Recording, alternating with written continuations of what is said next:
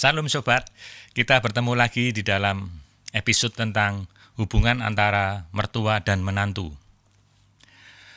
Hal-hal sepele, hal-hal yang biasa di dalam keluarga, kelihatannya nggak ada apa-apa.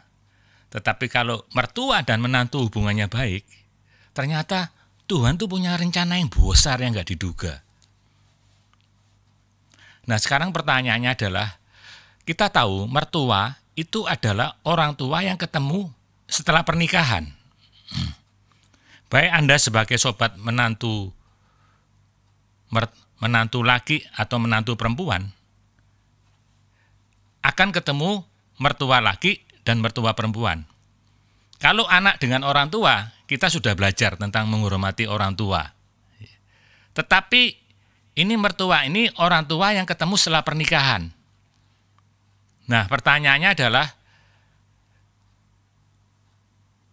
kadang ada di antara orang Kristen, kalau dengan orang tua sendiri baik, tapi dengan mertua sendiri kurang baik. Jaga jarak. Jaga jarak. Nah, apakah ini baik? Pertanyaannya ini dijawab, baik apabila hubungan antara mertua dan menantu itu harus sama dengan nilainya, sama dengan hubungan orang tua dengan anak. Jadi kalau posisi sebagai menantu, melihat mertua itu seperti orang tua sendiri. Sebaliknya, mertua melihat menantu ini seperti anak sendiri. Kalau itu sudah nilainya sama dengan anak sendiri atau orang tua sendiri, maka hubungan mertua dan menantu ini baik adanya. Dan ini berkenan Tuhan. Kalau Tuhan sudah berkenan, Tuhan punya rencana yang di luar dugaan. Di Alkitab ada, sobat sudah menebak ya. Nanti juga ada kesaksian tentang bagaimana menantu ini bisa menggarami, menerangi ketika mertuanya ini sangat dekat dengan suaminya, sehingga suaminya ini menomorduakan istrinya, menomorsatukan orang tuanya. Tapi karena reaksi daripada sobat perempuan ini dengan kasih, maka ada rencana Tuhan. Ya, nanti kita pertajam kesaksian itu. Nah, sekarang kita akan lihat Alkitab kita, yaitu tentang Rut dan Naomi. Ya, Rut dan Naomi itu ada 4 pasal. Pasal yang pertama di zaman Hakim-Hakim tentang perikopnya tentang Rut dan Naomi. Kita tahu di Alkitab dikatakan bahwa di Yehuda, Efrata asal daripada Bethlehem, asal daripada Naomi, ya, terjadi kelaparan luar biasa. Mau nggak mau sekeluarga mengungsi. Ya. Di situ dikatakan Naomi beserta suaminya Elimelek dan 2 anaknya Mahlon dan Kilion pindahlah ke Moab, dan mereka beristri anak-anak itu dengan satu namanya Rut, satu namanya Orpa. Tapi apa yang terjadi? Naomi itu artinya menyenangkan. Tetapi di luar dugaan terjadi sesuatu yang tragis, yaitu suaminya daripada Naomi meninggal, Elimelek, di tanah Moab. Dan suaminya Rut dan suaminya Orpa meninggal pula. Jadi mereka bertiga ini janda-janda semua.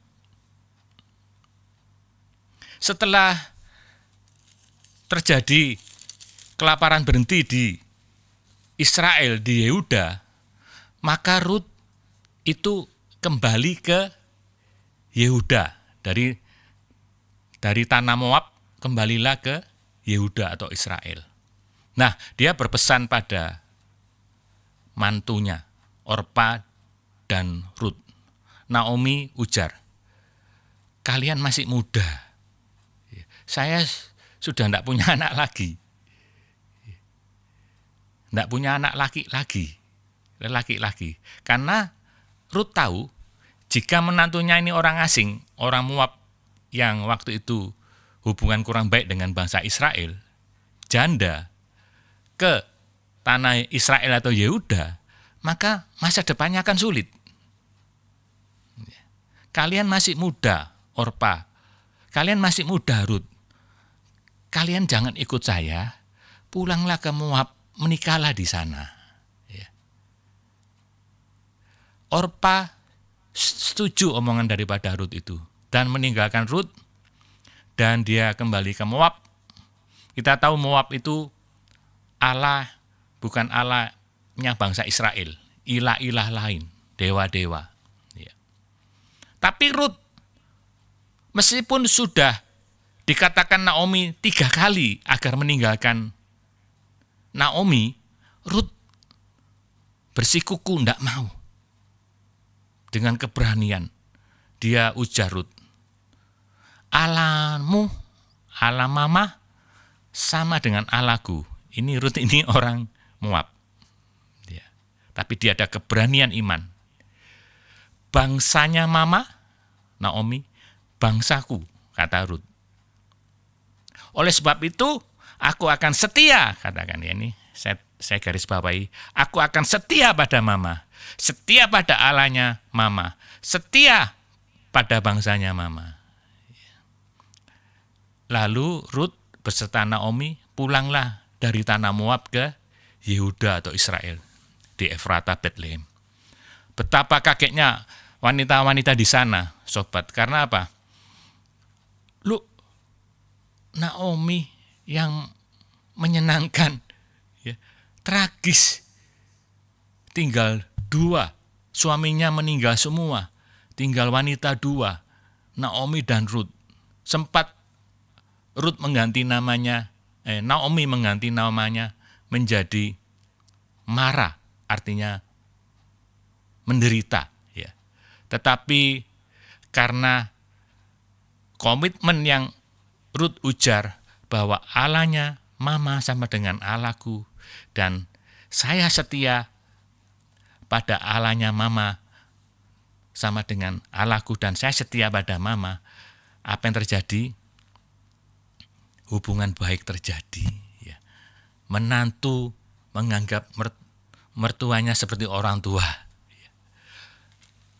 Sedangkan mertua menganggap mantunya seperti anaknya sendiri.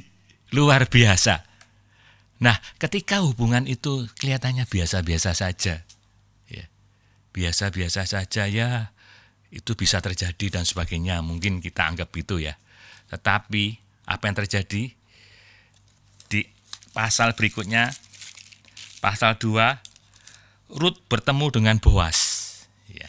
Boas ini masih ada saudara dengan Naomi. Di tradisi bangsa Israel, jika janda, maka yang penebus, istilahnya penebus janda tersebut adalah dari keluarga yang terdekat. Dan Boas ini seorang petani. Boas adalah seorang yang juga setia pada keluarganya, termasuk Naomi. Dan ditemukanlah pasal 3 Rut dan Boas di tempat pengirian. Jadi Rut disuruh Naomi untuk ke tempat pengirian. Nah, di situ ketemulah Rut di sana bersama Naomi memungut jelai-jelai, dan di situ Boas lagi beristirahat, dan ketika ketemu maka dikatakan berbaring sajalah tidur sampai pagi, dan Rut dengan keberanian berkata dia seakan-akan layak ditebus oleh Boas untuk dijadikan istri. Sesuai arahan daripada Naomi dan tradisi daripada bangsa Yahudi. Apa yang terjadi? Boas tentu juga berpikir, karena ada dari keluarga Naomi, keluarga besarnya, ternyata ada yang lebih dekat, yang lebih hak daripada untuk untuk menjadi penebus daripada Rut itu ada, tapi orang tersebut, saudara tersebut tidak mau karena Rut adalah bangsa asing. Tapi Boas melihat kesetiaan Rut, karakter yang baik Rut, yang begitu setia pada Naomi, yang begitu setia ambil keberanian bahwa Allahnya mama sama dengan Allahku. Dan ini yang membuat nilai plus daripada Rut di hadapan Boas, sehingga Boas mau memperistri daripada Rut di pasal 4. Nah, apa yang terjadi setelah Boas memperistri Rut? Nah, ini mulai kabar baiknya ya. Mulai ada titik terangnya. Dari tragis yang dikatakan akan ada rencana indah ketika hubungan mertua dan menantu. Rencana indahnya gini kabar baiknya. Dari turunan Rut keluar Obed. Obed ini leluhurnya Raja Daud. Kalau kita lihat silsilah di dalam perjanjian Lukas, di surat Lukas, Injil Lukas, dari itu ditarik muncul Yesus. Artinya apa? Hal yang sepele, hubungan mertua dan menantu apabila baik, orang tua menganggap menantu sebagai anak, anak menganggap mertua sebagai orang tua, di situ Tuhan bekerja. Hal yang biasa, hal yang rutinitas menjadi luar biasa. Sebagai kesaksian yang tadi saya singgung, setelah orang mertua ini meninggal, ini kesaksian saya sambung, itu begitu menantu perempuan ini dipakai Tuhan untuk mendidik anaknya 3 untuk rajin baca Alkitab setiap hari. Bahkan anak pertama ini juara menghafal Alkitab. Dan anak 3 ini yang satu melayani di tempat sekolah minggu kami, main musik. Dan mereka aktif. Tidak mau diajak jalan-jalan ke mall, harus datang ke sekolah minggu tersebut. Artinya apa? Kesaksian yang tadi itu menantu yang merasa dinomorduakan oleh suaminya yang utamakan mamanya, dan dia mau mengasihi, mau berkorban, ya sempat pertama kok dinomorduakan. Wanita kan tidak mau dinomorduakan apalagi istri ya. Tapi dia mau berkorban menghasilkan apa? Anak-anak rohani. Dan dia mengasihi daripada mertuanya. Luar biasa. Saat ini sobat, apabila sobat, oh iya ya, mertuaku, waduh, kalau sobat sudah mendengar ini, garami, terangi, dekati, belajar kasih, belajar sabar, belajar rendah hati, belajar korban, rangkul. Sebaliknya, kalau sobat ini sebagai mertua, baik itu laki perempuan, melihat menantu yang, loh itu anaknya pendeta loh, tapi kok kelakuannya seperti pendekar. Garami, terangi, doakan, kasih dan harap. Dengan iman, kasih. Nanti coba lihat, dari turunan-turunan itu muncul turunan-turunan ilahi yang di luar dugaan. Sebab itu saya berdoa malam saat ini untuk sobat-sobat yang, oh itu saya, ayo berdoa, taruh tangan di dada. Bapa di dalam sorga, kami berdoa untuk sobat-sobat yang mendengar video ini mengalami hubungan mertua dan menantu enggak baik. Tuhan ampuni, beri kasih-Mu Tuhan, kasih daripada Engkau Yesus. Kasih dalam 1 Korintus 13 agar boleh mengasihi mertua atau menantu, sehingga boleh menggarami, menerangi, memenangkan daripada hubungan antara menantu dan mertua. Seperti hubungan antara orang tua dan anak. Agar ada rencana indah Tuhan di dalam hubungan yang baik ini, yang di luar dugaan.